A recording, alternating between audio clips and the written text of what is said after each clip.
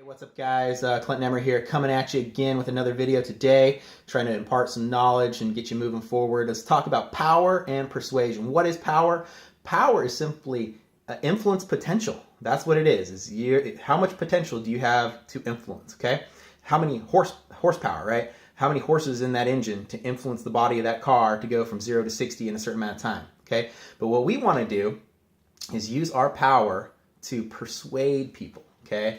Not just in sales, not just to buy our product or, to perform a certain way at work. We want to persuade them to be positive people. So reference my other videos on adding value, being positive, adding positive environment, being a positive presence, etc., okay?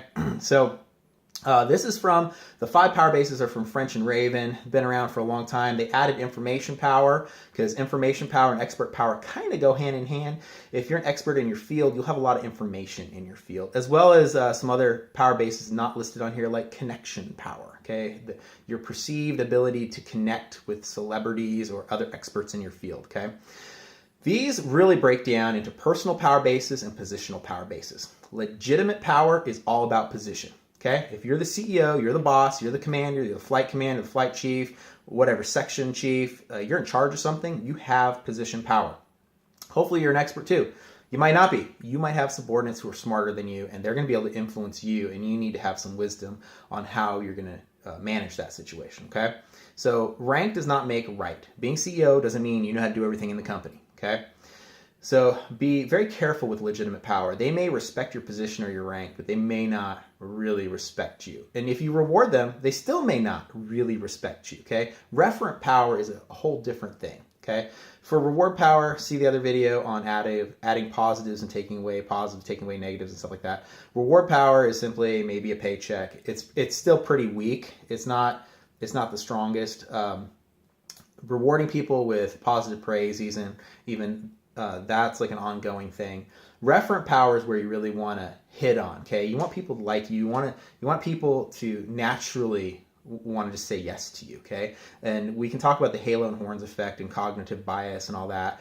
Sometimes, yeah, it's something to be aware of that other people might be doing it to you, okay? They may be persuading you on something bad because you like them, okay? That's not good. So be careful of referent power. Use it, it's kind of a double-edged sword, okay? Coercive power is another one of those things where you add negatives to people's lives.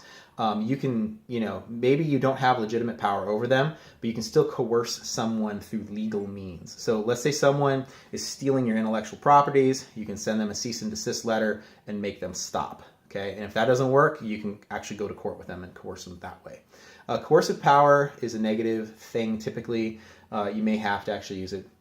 Information power is the one that's been added to this, like I said earlier. It's, knowing how the stock market behaves, knowing how things work, okay? Not just being an expert, technically speaking, but having the new stuff that's coming, staying informed on what the trends are, okay? Staying out of industries that are at the end of their life cycle. What's the new industry, okay? Is it Uber? Well, Uber kind of came on, it's here, but you didn't get in on it early enough. So if you have information on trends, you can definitely take advantage of that. Information on, basically predictors and exploits, how things are going to behave, that is very strong. It does mean you're probably an expert as well. It's not just the perception of you being an expert because there's an erroneous appeal to authority, okay, or to erroneous appeals to expertise. Just because the expert says something doesn't mean it's right. It could be wrong. That's another logical fallacy. And there's cognitive biases as well, okay? That's that whole halo and horns thing that we're talking about with referent power. It's a bias towards someone in favor of them. I'll talk more about those in other videos, or you can reference them on your own. If you have any questions about this, you want to talk more about it, I encourage you to get down in the discussion area. Let's talk about it. Hit me up with any questions you have. All right, thanks. Clinton Emery signing out. Bye.